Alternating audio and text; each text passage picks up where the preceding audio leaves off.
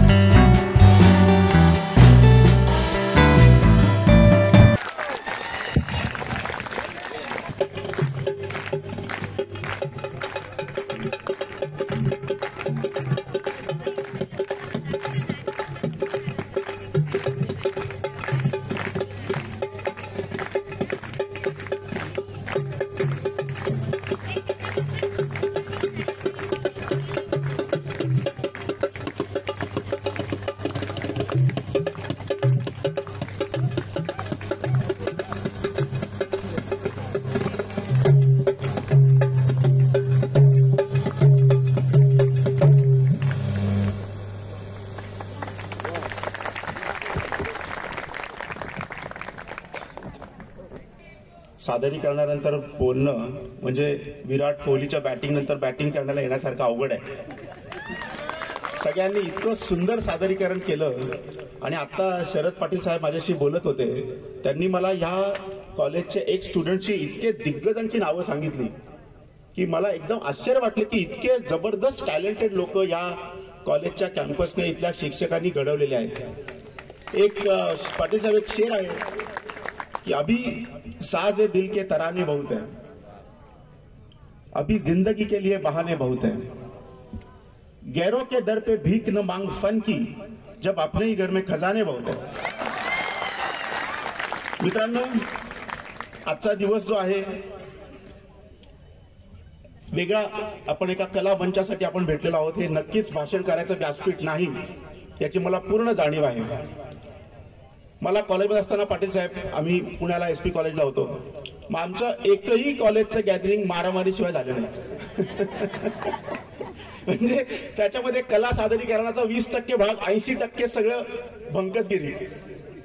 आणि मग भंकसगिरी म्हणजे काय, मुली हुशार असतात, तेव्हा पण मुली हुशारच होत्या. मुलांचं मग तू हिच्याकडे बघितलं, त्याने तिच्याकडे बघितलं, याच्यामध्ये गॅदरिंगच्या नंतर सगळी भांडणं याचीच असायची. मग त्या मुली मात्र निघून गेल्या, आम्ही बसलो गॅदरिंग मध्ये. पण हा एक आयुष्याचा भाग असतो मित्रांनो. आपण सगळेजण यातून शिकून मोठे होत असतो. आणि तुम्ही जेव्हा अजून 10 वर्षानंतर मागे वळून पाहाल तेव्हा तुम्हाला हे सगळे क्षण अत्यंत प्रखरपणे जाणवतील. आणि त्या वयातली मजा त्या वयातच असते. ही अगदी आयुष्याची फॅक्ट आहे. काय म्हणलास, उभं राहून बोल. अरे बोल ना, बोल बोल, जे काय आहे ते एक्सप्रेस कर. ठीक आहे मित्रांनो, मी आपली एक वाक्यामध्ये काही टिप्स तुम्हाला देतो. मला कल्पना आहे की हे ओकेजन नाही, परंतु तरुण मित्र हे तरुण विद्यार्थिनी आहेत, त्यांना मी अतिशय सोप्या भाषेत सांगतो की सगळ्यात पहिली टिप आहे की यशस्वी व्हायचं असेल तर सगळ्यात पहिले तुम्ही स्वतःला ओळखलं पाहिजे. कोणत्याही परिस्थितीमध्ये, हॅलो मोबाईल खाली ठेव नाही तर उभं करेल ना मी तुला. कोणत्याही परिस्थितीमध्ये इतरांशी तुलना करू नका. नंबर 1, आपल्याला अतिशय घाणेरडी सवय असते की आपण काय आहोत हे न तपासता आपण इतरांशी तुलना करत बसतो. करता की नाही सगळेजण? ती आजच्या क्षणापासून स्टॉप करा. आपण स्वतः काय आहोत, आपल्या आवडीनिवडी काय आहेत, आपण कुठल्या क्षेत्रात चांगलं काम करू शकतो याचा आतापासून अभ्यास सुरू करा. ह्या वयामध्ये हे कळणं म्हणजे अतिशय यशस्वीपणाचं लक्षण आहे. काल शरद पाटील साहेब, मी काल एका MIDC ला गेलो होतो, तर तिथे एक नीती काहीतरी एक फॅक्टरी आहे, वेइंग मशीन्स, नीतीराज. त्या नीतीराज फॅक्टरीमध्ये तिथल्या ओनरला मी भेटलो, तर त्यांनी सांगितलं की कॉलेजमध्ये आम्ही जेव्हा होतो तेव्हा कॅम्पस इंटरव्ह्यू आले होते आणि 50 लोकांमध्ये माझं पण सिलेक्शन झालं होतं. आणि मी सांगितलं की मला नोकरी नाही करायची, मला काही असलं मी धंदाच करणार. आणि त्यांनी इतकं मोठं एम्पायर आज उभं केलंय. परवा तुम्ही जर ऐकलं असेल की आपले पालकमंत्री साहेब धुळे जिल्ह्यात आले होते, त्यांना देखील विद्यार्थ्यांनी विचारलं की तुमचं यशाचं गमक काय. तर ते म्हटले की मला 10वीला मला वाटतं की 40% होते, असं त्यांनी भर सभेमध्ये सांगितलं. परंतु मी काय आहे मला माहिती होतं. माझ्या 2च आवडी होत्या, एक स्पोर्ट्स आणि दुसरं राजकारण. त्याच्यामुळे त्यांनी करिअर केलं. त्याच्यामुळे असा एकही यशस्वी माणूस तुम्हाला पूर्ण जगामध्ये सापडणार नाही जो त्याच्या आवडीच्या क्षेत्राबाहेर तो करिअर करतोय आणि आनंदी आहे, असा कोणीच सापडणार नाही. त्याच्यामुळे कोणत्याही परिस्थितीमध्ये कंपॅरिझन सोडून टाका, त्याच्याने फक्त दुःखच येतं, बाकी काहीही येत नाही. त्याच्यामुळे स्वतःला ओळखा आणि त्या अनुषंगाने करिअर निवडा. अजून एक टीप आहे, महत्वाची आहे मित्रांनो. तुम्ही अजून पास आउट झाल्यानंतर तुम्हाला जॉबच्या ऑपॉर्च्युनिटी येतील किंवा कुठे ना कुठे इंटरव्ह्यू द्यावा लागेल. तेव्हा बऱ्याच वेळेला काय होतं, आपला जो बायोडेटा असतो तो कोरा असतो. तुम्ही बघा, तुमचं 10वी असेल, 12वी असेल, जे काही ग्रॅज्युएशन असेल, पण एक्स्ट्रा करिक्युलर ऍक्टिव्हिटीज, एक्स्ट्रा तुमचे काय काय शिक्षण घेतलं असेल त्याचा तुमचा बायोडेटा नेहमी 80-90% मुलांमध्ये हा कोरा असतो.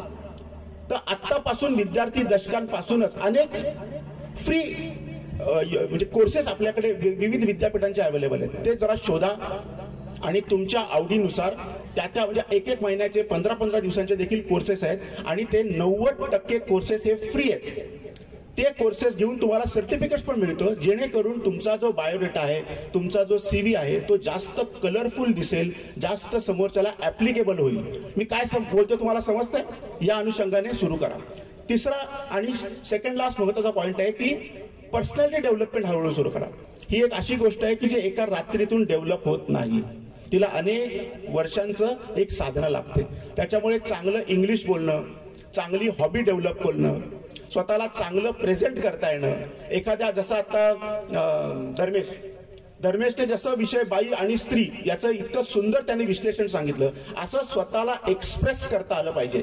याचा एकच गमक तुम्हाला मी सांगतो की कुठलाही इंटरव्ह्यूला की कोणीही तुम्हाला एखादा प्रश्न विचारला तर स्वतःला तुम्ही विचारायचं की माझं उत्तर हे संविधानाच्या फ्रेमवर्क मध्ये बसतं आहे का.